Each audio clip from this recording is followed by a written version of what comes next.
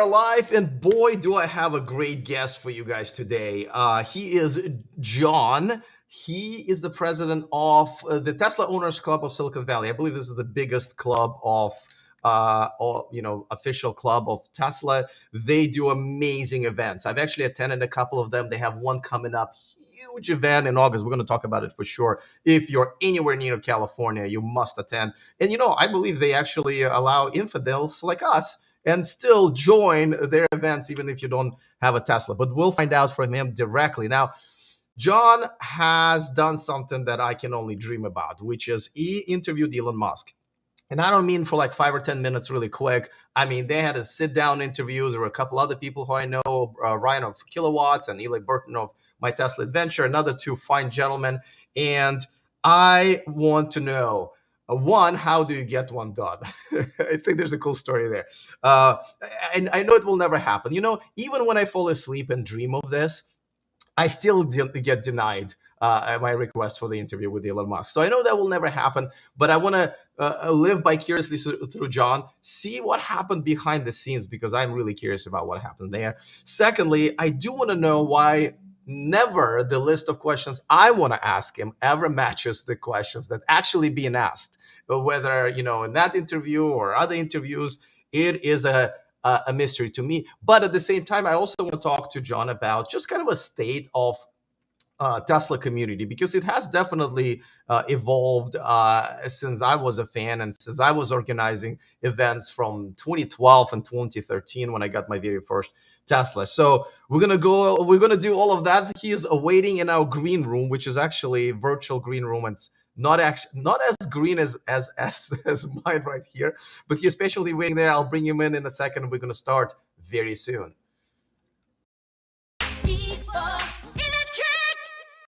Welcome to E for Electric, the place where we expose the truth behind the electric car headlines. If you haven't subscribed yet, there's your chance. There's a subscribe button right there or there. You can click on that, and of course, don't forget to click the bell notification icon so you don't miss anything moving forward. All right, before I bring John in to ask him a million questions. And by the way, if you're watching me live, don't forget to let me know where you're watching me from. And there's Elon Musk fan who is in the who is in the audience. All right, so super chats will take priority. We will try to take some questions from the audience. Sometimes it happens, sometimes it doesn't happen. We're gonna go over a few things. So he got to interview Elon Musk several months ago. I think it came out over a period of time. Tons of questions. I have notes. I have some clips. We're gonna go over all of that. But before that, I want to remind you guys really quick that this video was sponsored by CCAN. Tired of waiting for your Rivian electric truck? Well, get a chance to win a free one right here, as you can see. Or they're also raffling off Tesla Model S. The link is in the description of this video, and you can help out a scrappy nonprofit fight climate change. And buy Energy Pal. Want to lower your energy bill and make sure that it doesn't go up for years and years and years, while your neighbor's bill does every year? Well, let Energy Pal custom design a solar solution for your house that will cost you nothing up front. As a matter of fact, you'll get $500 gift card once installation is complete if you use the link in the description of this video. Both are great services. The CCAN raffle ends very soon, so you better get into the description and get a few tickets yourself. By the way, Tesla Owners of Silicon Valley, I put a link to that in the description of this video, and to all three parts of the Elon Musk interview. So I strongly recommend watching it, especially if you're a big Elon Musk fan. There's a lot of stuff covered, a lot of stuff not covered also. But let's bring John in. John, how are you doing, my friend? Thanks for joining me. Yeah, thanks for having me. Been a fan outside. I originally saw some of your content through Eli, obviously through the owners program and stuff. So it's finally cool to actually be on the show. So it's been, and it sounds like you're in the Bay Area itself. So I know, yes, you're boomeranging around and stuff. So it's great to be here. I have been. So, listen, you run. Am I correct to say that you run one of the biggest, if not the biggest, Tesla fan clubs in the U.S.?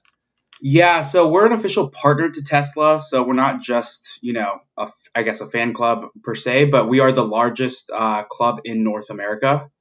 If not, you could potentially say a lot of Europe. I mean, there's some clubs I think like Norway that are actually bigger than us. Parts of clubs in China are bigger than us. But again, we're a region. We're like 50-mile region. So we're bigger than again some countries, right? Even in Europe, and even clubs that are statewide. So, but it's partially because obviously we were the old headquarters for Tesla, so that's partially why we're the most dense population in the world per mile. I guess is the way to look at it. But yes, we are the largest one in North America, probably in most parts of Europe as well. And I can vouch firsthand that your events are amazing. The ones that you do with, Eli and I think Marty from Sakal Club, which I don't think is an official one, but nevertheless, it's an excellent one in Southern California. Okay.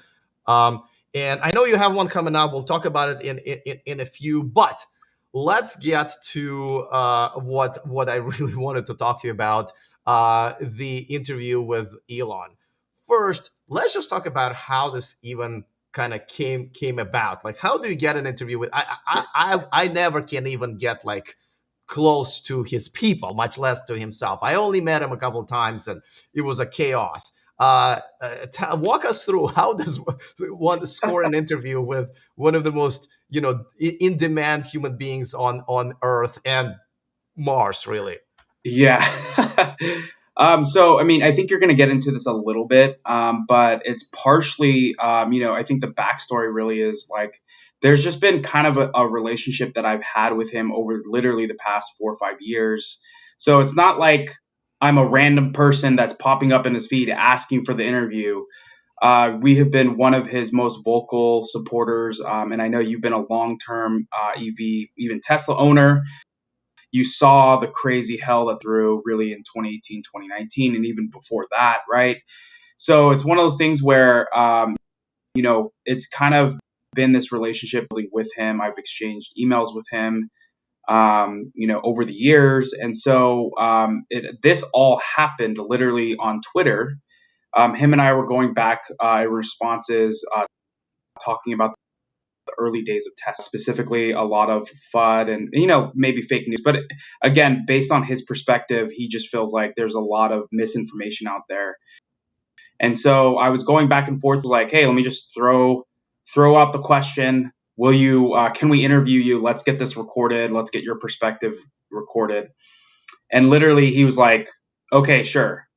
And then I was like, I pretty much crapped my pants. I don't know if I could say that, but like, literally, it was crazy. And then he literally was like, we should get JB to come. I think he on the additional thread.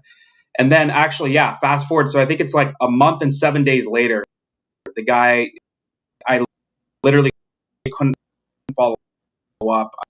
I tried, several routes to follow up. Is literally the day before Memorial Day, May 30th, when the interview happened. This guy was on Twitter. I was like, "Yo, when are we doing this interview?" He's like, "Tomorrow afternoon." And I was like, I literally showed my wife at a supercharger. I was like, "Yeah, like that's gonna happen, right?" Then again, I was like, I took the tweet, shot him an email, and he responded like, "Hey, I'm doing my own scheduling now. Come by tomorrow at 2 p.m." And I was like, well, where? First off, so I was able to like again somehow, um, you know, follow up with this again. I haven't communicated outside of Twitter, which has become popular, to be frank, um, for over a year. So when I shot that email, I didn't expect a response, but somehow, again, maybe I was unfiltered out. And so I was able to follow up via email, and within 4 hours, I was or on an airplane. Halfway through that, I was able to confirm with him that it was going to be in person in Austin. So we were on a plane. Like I literally asked him three cities: Austin, LA, or Fremont. Where will you be? And again, I was able to confirm the location.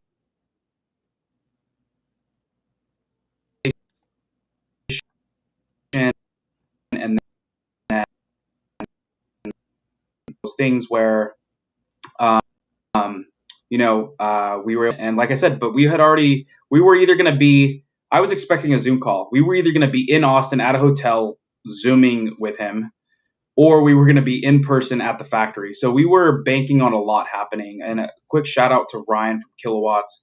He was the guy pushing for the in person. I personally was just thinking, oh, this is great. We're going to do a Zoom call. I was just happy with that. But he's like, no, like if you have the opportunity, let's do it in person. So he was the videographer. So that's why, that was like a huge call. Again, I was thinking, I was I was small minded. I was like, let's just do a Zoom. So that's kind of, again, the context was early days of Tesla. That's how I scored the interview. Clearly, he wanted to get that off his chest. But again, this all happened via Twitter. All right. So Now, dreams can come true. not mine, not mine. But so let's talk about, like, okay, so now you get there, right? You are in Tesla territory. It was Austin, right? I believe. Luckily, he wasn't in Shanghai, though. That would have Yes. been also an interesting trip. So you got to see him like no one else really. Well, not of us common folk has, right? Behind the scenes, tell us how kind of, I mean, you walk up, he walks up, he's Elon Musk, right? What it's like. Tell us a little bit about, what happened behind the scenes, before and after the interview, because I'm assuming that's actually the most interesting part. Yeah. So beforehand, like we were kind of joking, and I think I had even put a couple tweets out about it. Like literally, I was like, "Hey, record us as we're rolling up," because it was going to be one of those things. Are we going to roll up to the Austin factory and say, "Hey, we have an interview with Elon Musk. Name's John. We have Eli, Kelvin, and Ryan in here." Like, it was either going to be one of those things they stick us to the side and we stay there for 30 minutes looking at each other, or it's going to become one of those things they know who we are. We roll up, they know who we are. The supervisor comes and they literally take us to the back of the factory. We walk in to, I think, their main conference rooms. Again, the factory, the way it's built, I think one specific floor is all employees, or at least the ones that are not on the production line. So we just, they walk us in literally, and you can see the backdrop of the factory literally right behind us. And so we waited a little bit, got everything set up, and then literally the dude walks in. And again, we had no timeline set. I thought I was going to get maybe 30 minutes, max an hour. He walks in and yeah, like we just go up and I say, "Hey, my name is John," whatever. And then we literally, I forgot what exactly sparked it, but literally we started talking about chocolates for 5 minutes. And that was kind of the Okay. icebreaker. Yeah, it was kind of like, Wow. cause like, you'll hear him, he's talked a little bit about like, making his own chocolate or like, and he knows a ton about the history of chocolates, about the fact that like, like the reason why Hershey's were made were literally because they wanted to have the longest shelf life. So essentially, like take like the worst case scenario for making like real chocolate, and they essentially built the longest shelf life chocolate. But either way, so we literally talk about That was that. my mistake, because I didn't lead with chocolates. By the way, I was going to tell you, it's not for the lack of trying. Like, here's a tweet from the other day from me, right? Just saying, like, hey, because he was complaining how he's being attacked, right? I'm like, well, I'm here to, maybe conduct a independent journalist interview, right? So it's not that I haven't tried throughout the years, by the way, to Yeah, try to like catch him in that correct moment when yeah. he's tweeting. I don't know where he's tweeting from, and he'll be like, you know what, I'm gonna do it. So no, but okay, all right, chocolates. Okay, got it. I made a note. I made a note. Go on. And then I'll kind of fast forward to the end because I think you were mentioning kind of the beginning and the after. But long story short, I was like it ended up being 4 hours, 2 to 6 o'clock, right? And it was one of those things where I was doing time checks with him, like, "Hey, are you good on time?" Like, I didn't want to overstay, right? In case there's ever an opportunity to come back. I wanted to be very respectful of his time. But again, this is a day off. I don't know what you're doing on a day off, but here he is again, free time. So we're done at 6 o'clock. People come in the room, and essentially we're kind of getting kicked out, but it's because they're going into a meeting. So they were jumping into an autopilot meeting at 6 o'clock on a Monday holiday, and it's just that's what was probably shocking, right? I did kind of know that it was a holiday, so we might get extra time, but I didn't think he was like literally there was employees wait outside probably waiting an extra 2 or 3 hours to jump on a call with him. But it's because he essentially delayed all that to have time with us. All right. So that's some of the insider information that I don't know. It's just it's shocking to think like I don't know many people that have that type of drive, right? Yes, yes. But I always think about the employees, like, like it's really hard to work for him because, of 6 o'clock meetings at night of the holiday. And so by the way, here's an interesting comment from Len. He says, Elon knows that you quit the fan club, Alex. And so I kind of did. And actually I wanted to ask you this a little bit earlier. So I'm sure people have told you many times, especially when you announced you're going to be here, it's like, yeah, don't go to this guy's channel. Like, he's a Tesla hater and Elon Musk hater. So I even till this day believe he's one of the most important human beings on the planet, just because I hate his methods, but he is getting us there, and while everyone else is just arguing, right, and doing nothing. I sure would not have had. I don't know if you're aware of this, John, but I do this for actual living. This is my main job, and it's Yeah, insane. And you know what? Who I have to thank awesome. mainly is Elon Musk for it. I would not have this amazing job. But I have quit his fan club because of many other things that he has done. And what? And I wanted to ask you, right? What is your view, and maybe also expand, and what do you think the rest of the Tesla community thinks of him now that he has shown some, maybe not the most perfect colors and he is human, believe me, right? Well, what's your thought? What's your thought on that? And what do you think the Tesla community generally thinks of him right now? Yeah, I think so there's a lot of stuff coming out. I mean, literally, I think last this week it was the Sergey Brin affair. A month ago, I don't even know, 3 or 4 weeks ago, it was the affair. And he's obviously been very outspoken, and I think even Sergey Brin's like wife's lawyer spoke out that all that stuff was false. So right now, I mean, like, I think the biggest thing is the jury's still out on a lot of things that come out against him, right? I think that's the biggest thing I've been able to take. And I personally haven't ever, I mean, you see a lot of this stuff happening in politics, but I don't think I've ever seen or known someone, or I don't want to say I know him super well, but been a part of something where I just see like countless hit pieces coming out, someone being attacked who's actually, and even you said like, we're all here.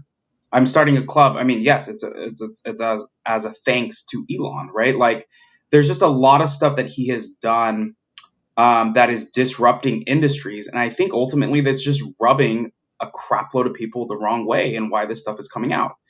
I live. You're in the Bay Area too, right? It's kind of again, I don't know.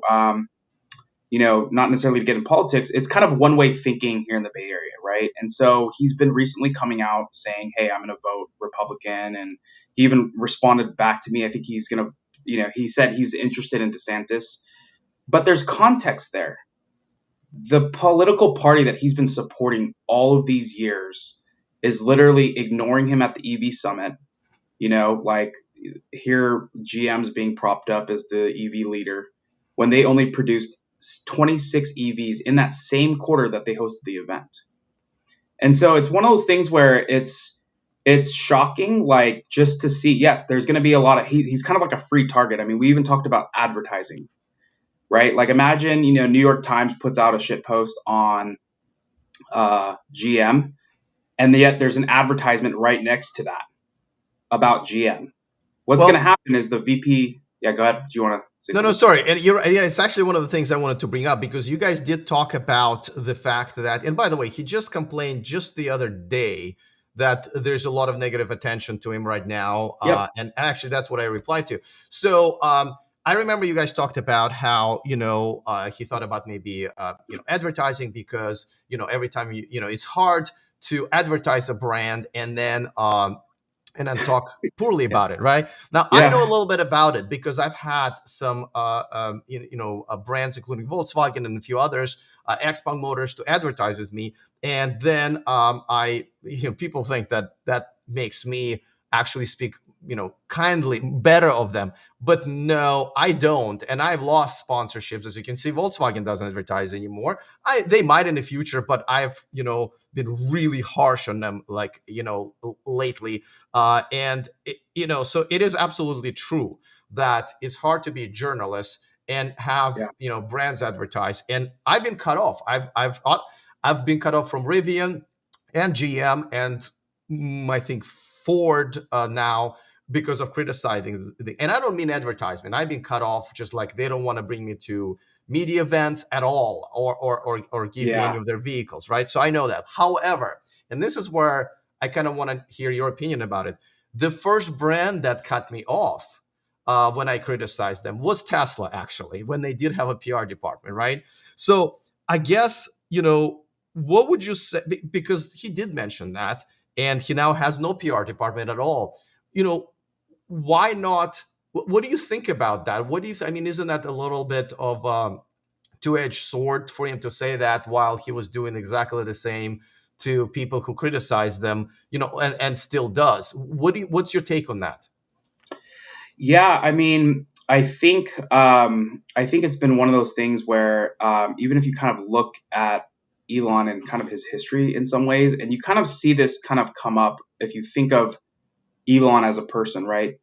He was bullied a little bit when he was growing up, and that's not an scapegoat. In that, you start to see sometimes he will fight back. He will say things like the UAW, the SEC, like people that will come after him. He will kind of like obviously, um, he will like kind of fight back.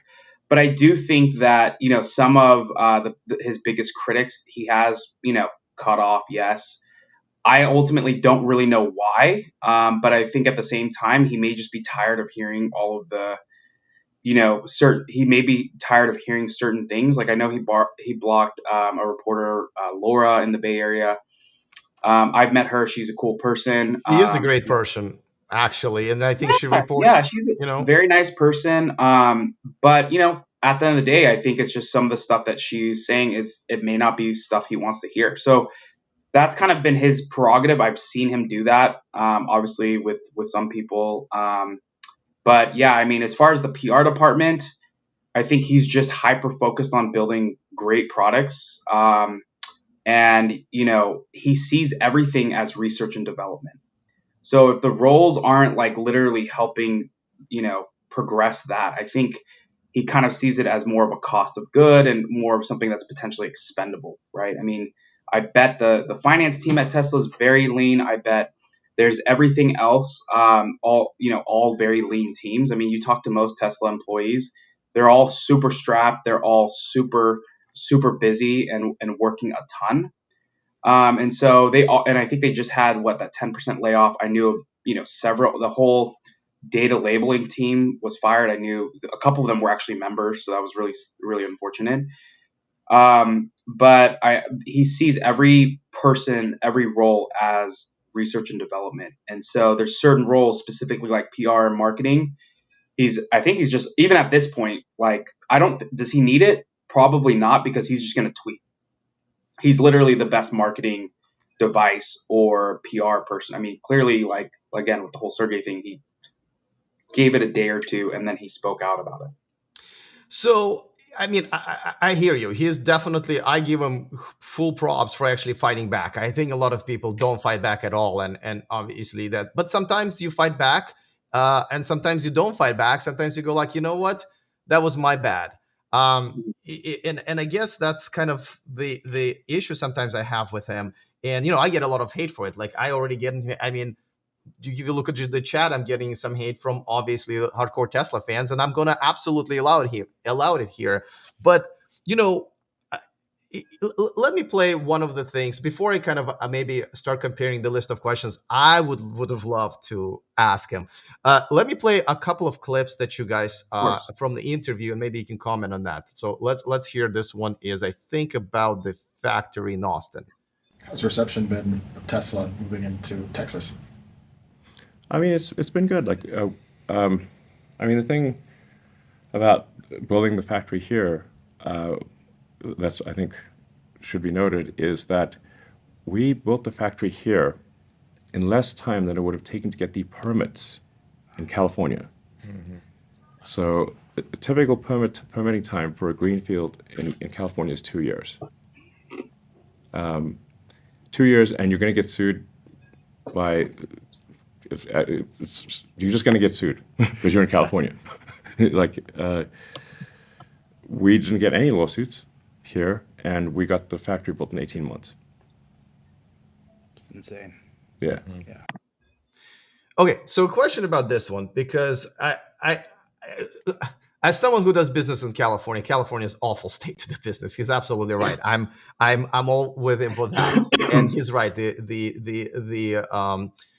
benefits of doing business in a state like Texas are huge. However, and this is why, like, this is when I was watching, I was like, oh my God, I wish I was there to ask this, and I would have wanted to know.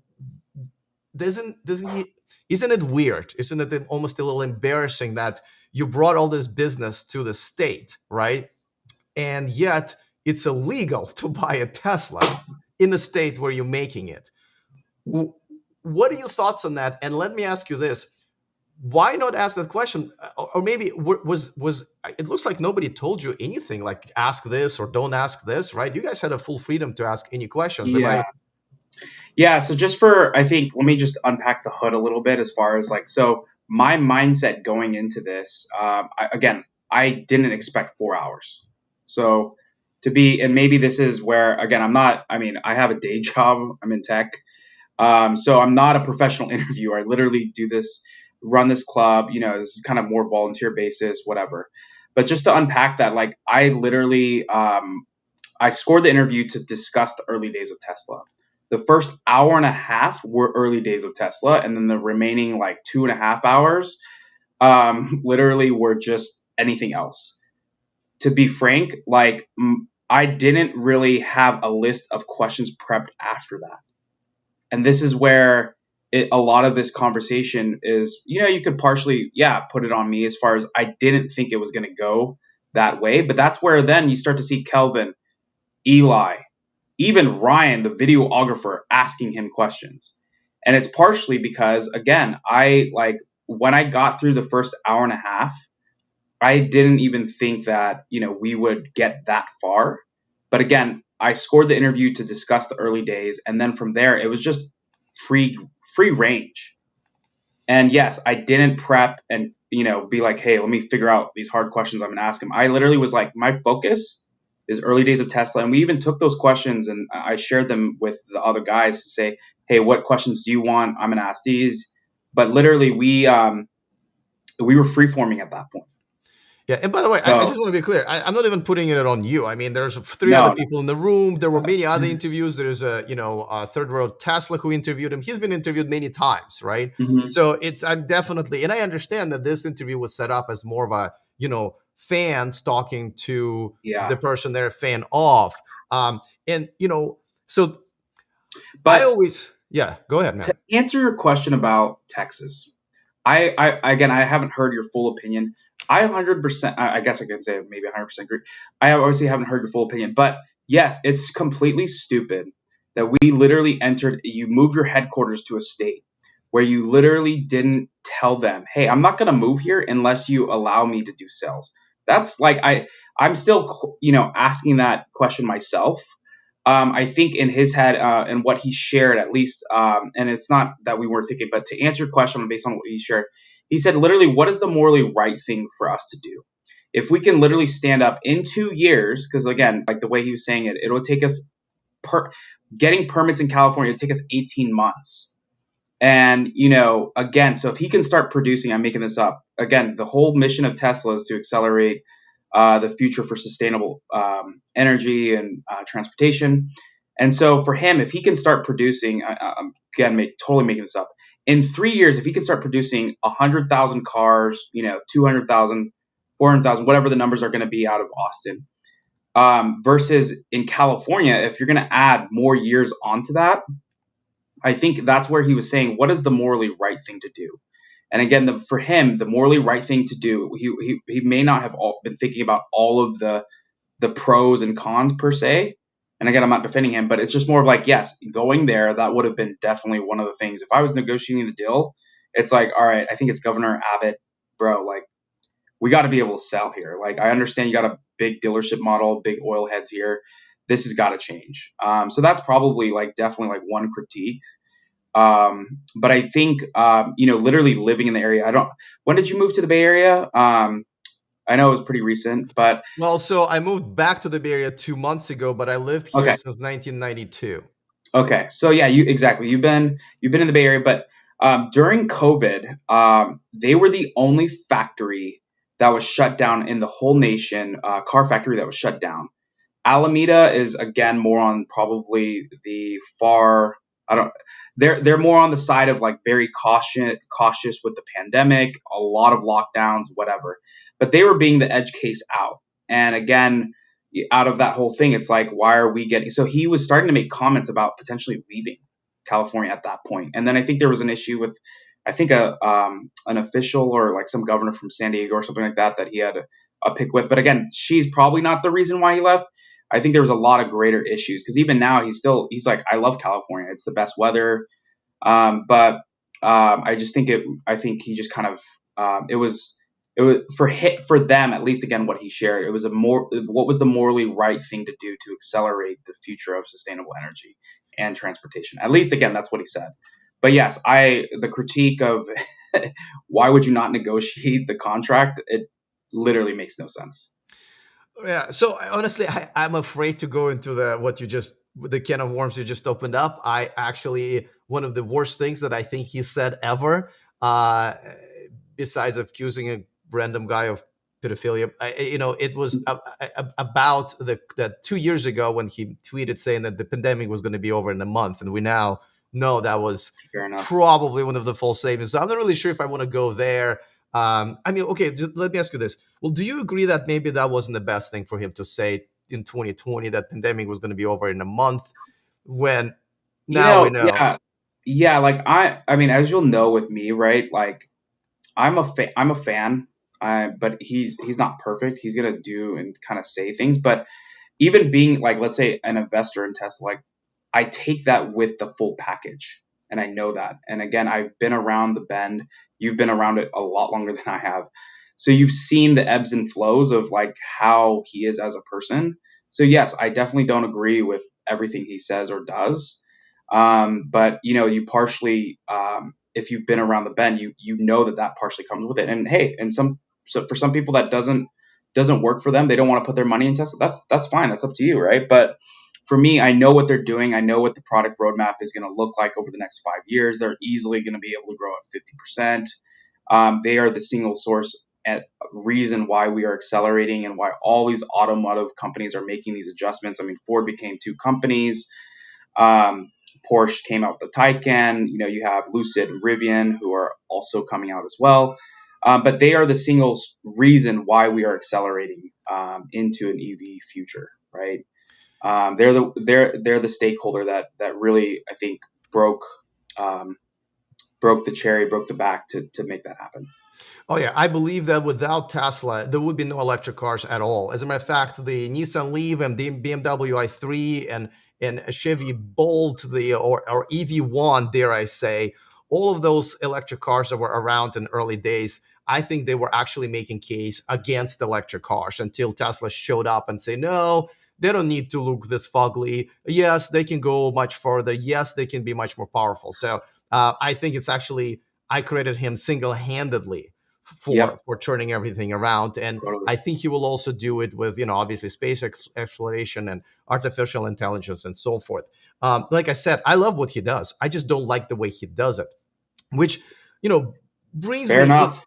and well, not it's not fair enough, because a lot of I get the most hate I ever get on. I mean, people tried to cancel me, right? Like what's his name, Warren, and a few other people, and I can see people in even this chat who I'm assuming big Tesla fans that would love to cancel me, and I get this hate all the times for simply saying, hey, maybe he is not perfect and he is wrong, and maybe he should do things differently. Just saying that is already well, here's one right there. Like, I didn't even have to look that far. I literally just looked at my screen, and already here's another.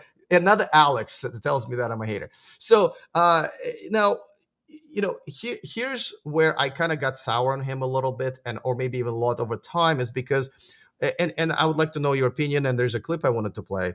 Um, at first, when Tesla came out, like I said, I thought they were going to push. They're going to be all for electrifying everything. And I thought Elon was. I remember Elon said, "I don't care if Tesla goes belly up, as long as that gives everybody a chance to switch to green energy and alternative energy." But then, as competition did come out, he started kind of bullying them almost. Bottom line, right? And let me play a clip here. Which, by the way, Rivian and Lucid, you guys didn't even bring it up. This was kind of him bringing up those two Yep, brands. Let me play it, and then I'll get your comment about where I'm trying to go with this. of You course. know, unless something changes significantly with Rivian and Lucid, they will both go bankrupt. They're tracking to bankruptcy.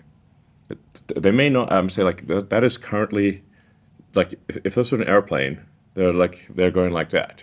So if something happens to go is change, okay. But currently, the intersection with doom. Yeah. So I hope they're able to do something, but unless they cut their costs dramatically, they're in deep trouble. And we'll end up in the cemetery like every other car company, with the exception of Tesla and Ford. So here's why I have a problem with that. First of all, he picked on two companies he has actual personal issues with, right? He's suing Rivian for poaching. He doesn't like the fact that his former chief engineer is now heading a company that's done a few things better than Tesla has. Um, you know, do you think he is kind of responsible for kind of making enemies out of people and brands that probably should have been allies? Um, yeah, I could potentially see that. In that I think he has been somewhat vocal, specifically with his issues with Lucid, and some of the things that they've done. But I do think that I think he partially takes it with a grain of salt, in that, like, I think ultimately the mission of Tesla is obviously to push and accelerate a sustainable future. But yeah, I definitely think if that there's certain things that potentially happen on a personal basis, he could take that personally, and it could become one of those things where, yeah, it's Tesla versus Lucid, and you know what I mean. And yes, the mission is stated there, but it's become one of those things where, yes, it can become a personal issue. At least um, that I could see that for sure. All right. Now, and I kind of thought that the other brands, and especially he had a personal relationship with Peter, right, the CEO of Lucid. It could have been such a bigger collaboration between the brands, because bottom line is, electric cars are still in the minority. We still need a lot of Yep. convincing to do, and I think the more we stick together rather than throw mud at each other, right? I don't like when other brands do it either. By the way, when other brands attack Tesla, and I think it's just counterproductive to the whole concept of going with the sort of a green energy uh, uh, uh, you know concept, and it's something that we need to have. I feel like we're all on the same page, right? Yeah, Like, this like needs to happen. even for our club, like, again, we like, even for our club, like, we, like, for example, we're gonna have this big event literally next Saturday, and we're literally inviting we did invite Lucid and Rivian, the company, both of them. Rivian declined just because it sounds like they're super busy, and but we have owners, Tesla owners, that um you know own Rivians or switch from Tesla to Lucid, so they're coming. We're actually going to be showcasing them, in this section of EVs, and so we're super open to it. I mean, like, there are some brands that we're open to, like, if we got a GM Hummer, that would be acceptable. So we definitely try not to pick sides. Like, for example, not that this even matters. Like, do I have, like, there's one company that makes it harder to be a fan of in this whole transition, and it's partially because of social media. And again, I'm not. It's mainly Ford, and I'm not going to give names, but just seeing how they kind of, unfortunately, they have attacked people within the Tesla community specifically. And don't get me wrong, it's kind of gone both ways, but it's just like, if I see people literally at a company literally attacking fans on social media, it rubs me the wrong way. So I think, again, if we had, I mean, we didn't invite Amaki or any of that stuff. I'm sure if one was, around, we could potentially add them, but it was just one of those things where I think outside of Lucid and Rivian, like super accepting of them.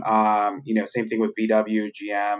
I think Ford again is just more of like more again that's personal, but from a club standpoint, we're accepting of all EVs, right? At the end of the day, we're all on this mission together, trying to push this forward. Yeah, and so a couple of things that I kind of have to say. So I truly believe that the whole mud throwing thing, Elon has consistently started that, and I hate to go down to the kindergarten level, right?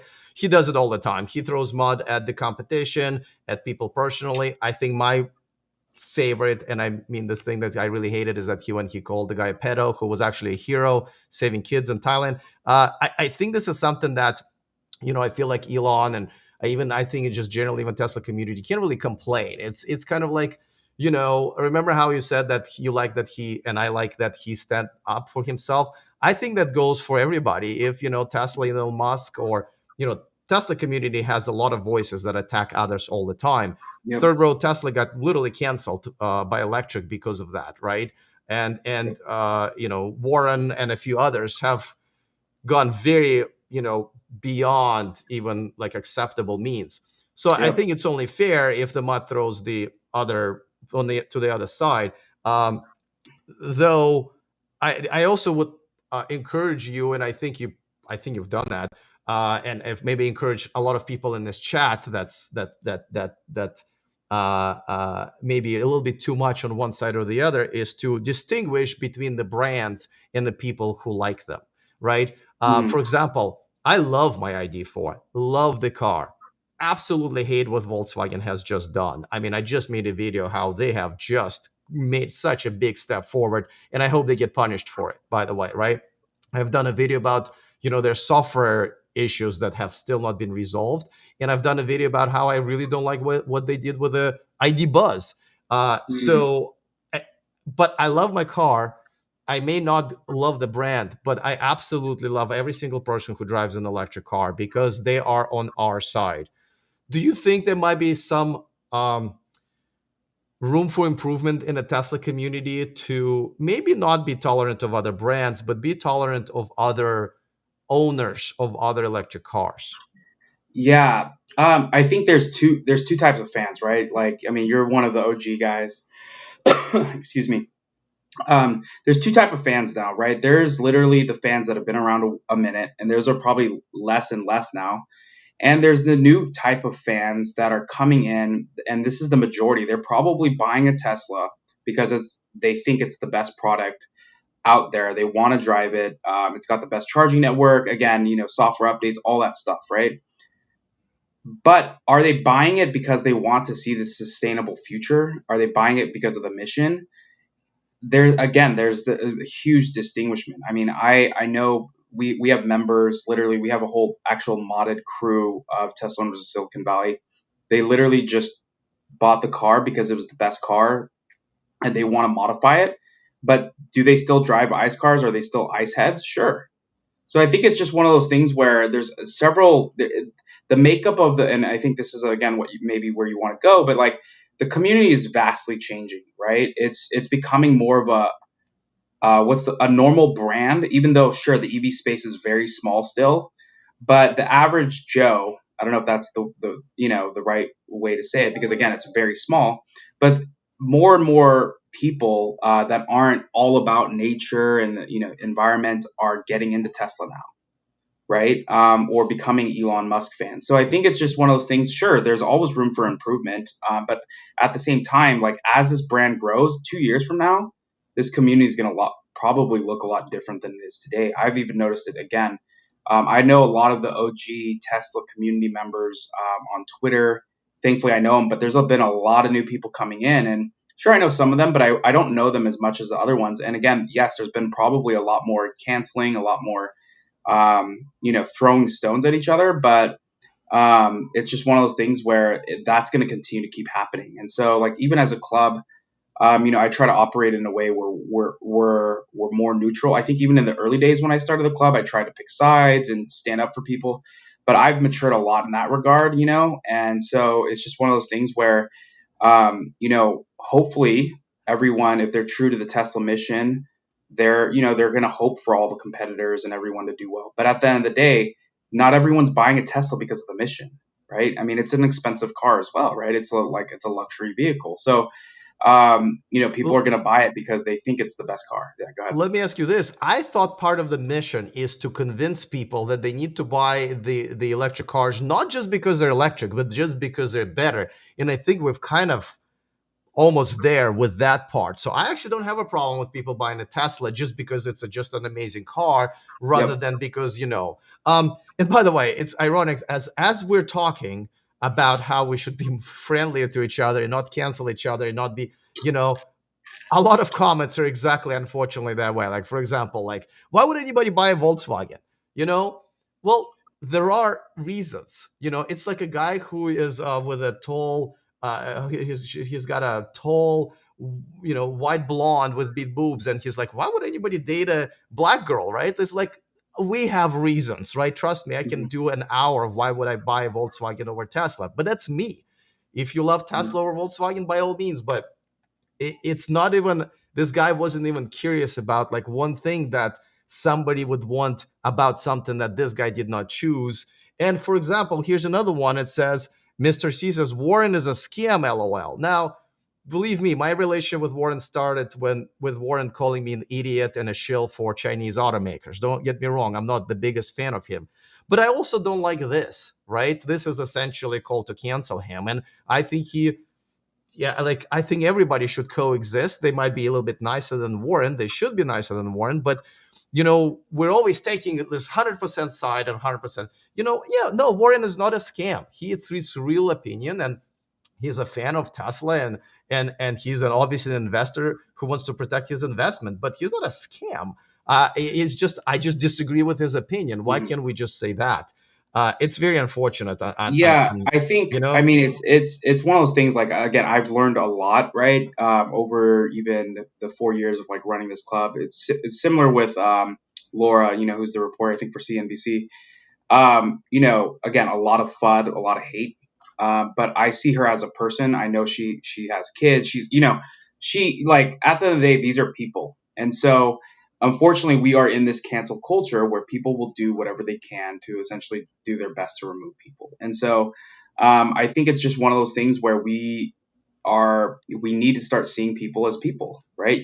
Like, I mean, to be honest, when you hit me up, I didn't even think anything of it. Like, sure, you may not be the biggest Tesla fan, or maybe you're not. I don't know if you even call yourself a fan at all. But I didn't second guess it because Eli sent the email. But even if he didn't, I know who you are. So it's not like it's one of those things where I was like super nervous to get on this call and like was scared that you're going to say something to me, because hey, we can disagree, agree to disagree. But at the end of the day, like, we're all hopefully helping push EVs forward. And I'm just probably I'm going to be a biased Tesla fan through and through. But at the end of the day, it's like, if you love your VW more and you would tell your aunts, your uncles, cousins, whatever, to buy a VW over Tesla, that's for you. Like, for example, I would never tell someone to buy certain brands. That's just not me. Sure, go buy an EV at the end of the day, but I'm going to tell you all day why you should buy a Tesla, right? Like, that's just how it's going to be. But sure, if you end up with a Mustang Mach-E, or a Rivian or Lucid, like, that's great. But I'm not going to disown my friendship with you just because you bought a Yeah. Mustang. Yeah.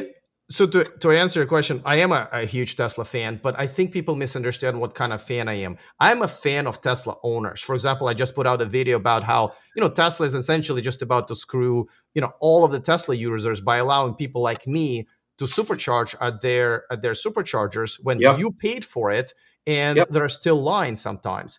This video was about protecting the Tesla consumer, but everybody in Yep. Tesla community, I shouldn't say everybody, most people took it as an attack on Tesla. It was an attack on Tesla as a corporation, but this was in defense of Tesla consumers, which I think it's very unfair to them. And Um, that's interesting. I mean, I haven't watched the full video, but I would agree with that opinion, in that it's going to suck from an experience perspective to literally have all these other EVs on it. But when you look at the Absolutely. Tesla mission, that's why they're doing it. But from my experience, I don't want a bunch of other EVs at the Tesla supercharger. Like, I get to meet other Tesla owners, and especially when they start more and more EVs come out. Like, imagine 3 or 4 years from now if it's still open, and I don't know if Tesla would ever pull that back. As far as like maybe to help it out for the next 3 years, that they open it up and then eventually they pull it back. But it's gonna change the user experience, especially going. I mean, you're in California as well. Going from here to LA, I hope they like that's the last thing they do is opening it up, because imagine on Memorial Day weekend you're coming back on a Monday and it's like there's I already a was line for Teslas. I was at Tesla Supercharger, and I was in my video on a regular Sunday, and it was a line, and I thought it was unacceptable. But Yeah, listen, we only have a few minutes left, and I really want to plug your event. And you also have a totally. question that's a super chat. So, by the way, there's another one that said that it gets a lot. Being a Tesla hater gets a lot of views. That is so untrue. It gets way less views, and it definitely gets way less income. So, see, people don't even understand how this works. But it's a $20 super chat for Carl. I appreciate it. This is he says, can John answer this? I bought a used 2018 Model X. It had adaptive cruise, which is basic autopilot. After buying it and adding it to my app, it was removed from my car, and they now want $3,000 for basic or $3,000 plus 6,000 for enhanced. So I don't know what the question is, and I guess we can't just kind of help everybody here, but a quick comment if you don't mind. I think what happened is he bought it. So what happens is, let's say I buy full self driving on my Tesla, and then I sell it to CarMax and they resell it. Tesla removes the full self driving on that, and then I think they charge. So I think that's what he's saying. So yeah, it's not great, but ultimately, I think you purchased the car at the price, and hopefully the dealer told you what you were going to get with it. So you should have taken that into consideration. Like, you bought the Model X. Again, I'm making this up, 80,000, and you should have known probably that it didn't have autopilot, so you should have baked that into the cost. But yes, that is one thing Tesla does. All right. Now, listen, I want to talk about your event that's coming up. Now, I've been to several takeover events that I think you either co-sponsored or organized.